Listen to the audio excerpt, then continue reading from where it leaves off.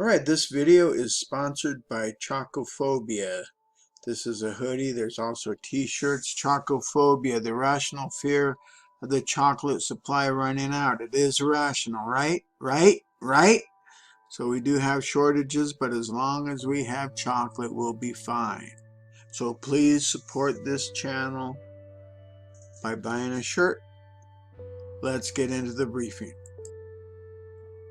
Alright, Rebels, today's briefing is from the Gateway Pundit from March 14th, and the author is Brock Simmons, S-I-M-M-O-N-S, and it's a good story this time. Charges dropped after police arrest security guard for illegally possessing gun. You've probably heard of Roosevelt Twine. There he is. Prosecutors in New Jersey have finally come to their senses and dropped charges on a security guard who was legally carrying his firearm and ammo.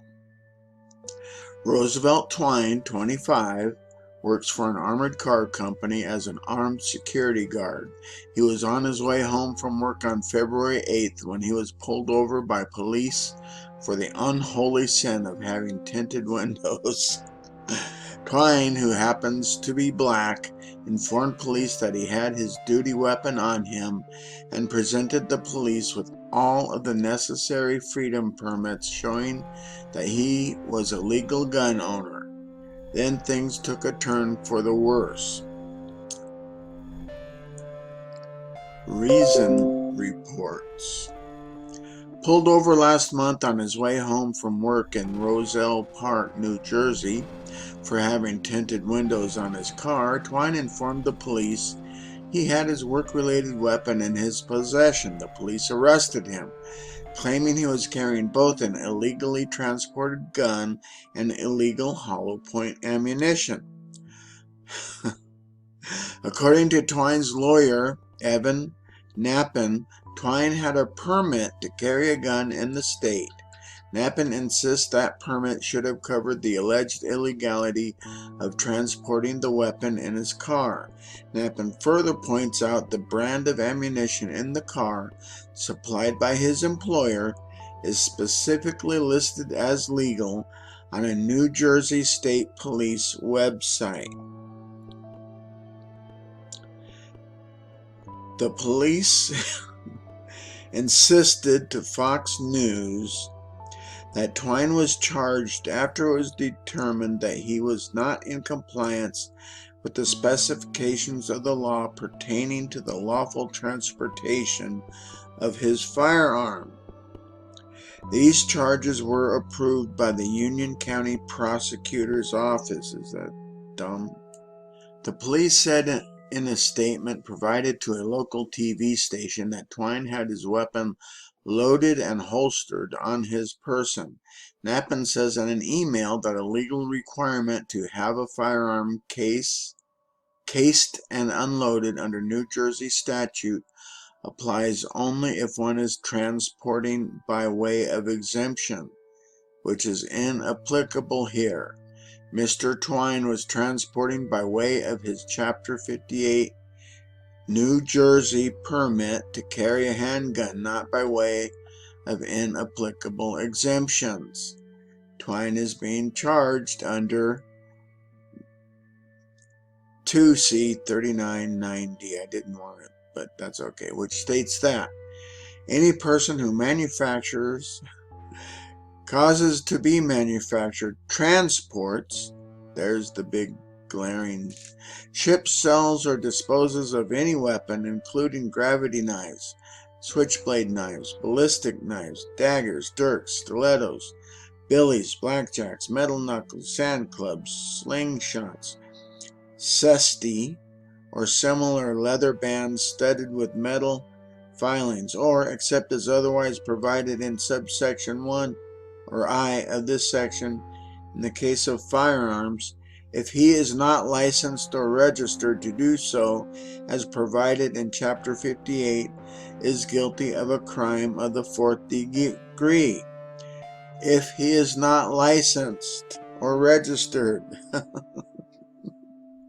Incredible. There's just one big glaring hole in the police and prosecutor's case. Twine had all of his certifications, permits, and was carrying a gun specifically approved by the government, along with ammo specifically recommended by police. As AmmoLand reports, Twine's permit to carry a handgun specifies the Smith & Wesson handgun that he was carrying at the time of the stop. Twine also possesses a SORA, Security Officer Registration Act card, a New Jersey Firearms Purchaser Identification card, and lawfully purchased, registered his handgun with a New Jersey permit to purchase. The New Jersey State Police Firearms Information FAQ website specifically states, ammunition lacking a hollow cavity at the tip, such as those with polymer filling, are not considered to be hollow point ammunition. An example of this can be seen with the Hornady Critical Defense / Critical Duty Carbon Powerball, Glazer Safety Slug, and Nosler Inc. defense ammunition. Roselle Park police officer Louis Plock nonetheless arrested and charged Twine under NJS 2C393F1, possession of hollow nose ammunition, for possessing the above-mentioned Hornady Critical Duty ammo. Plock also charged Twine with unlawful transportation of a weapon under NJS 2C399D. This statute, however, specifically exempts people who are licensed or registered under Chapter 58, and Twine's New Jersey permit to carry a handgun was issued pursuant to Chapter 58. These are fourth-degree felony-level crimes with potential 18 months imprisonment for each.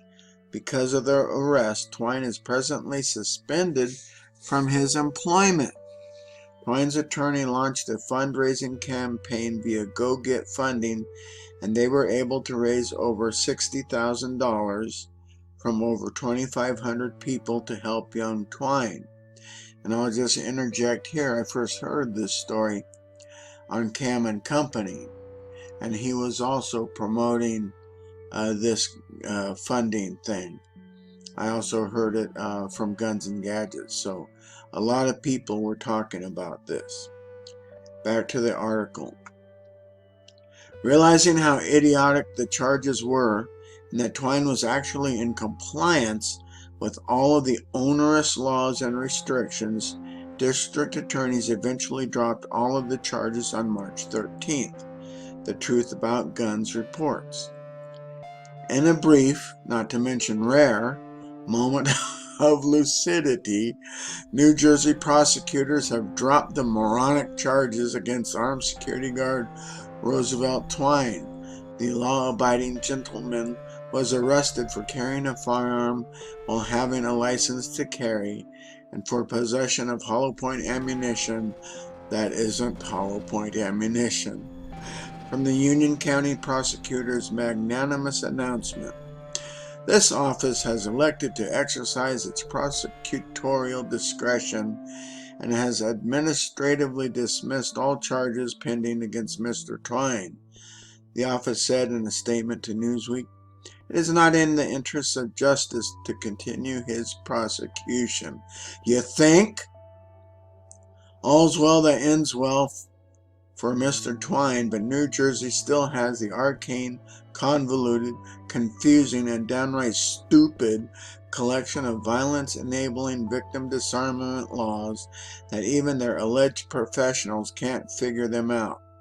All the better to entrap you. And that's the end of the article. So it ended well for Roosevelt Twine, and that's good news. And so just wanted to share that. So, rebels, you've been briefed. Go forth and speak freely.